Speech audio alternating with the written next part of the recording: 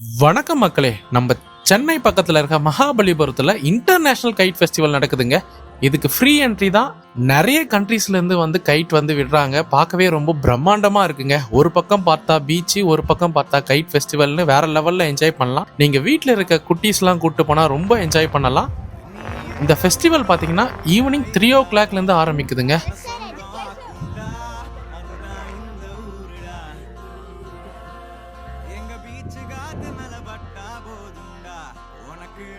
Parking ஸ்பேஸ்லாம் கொஞ்சம் லிமிட்டாக தாங்க இருக்குது.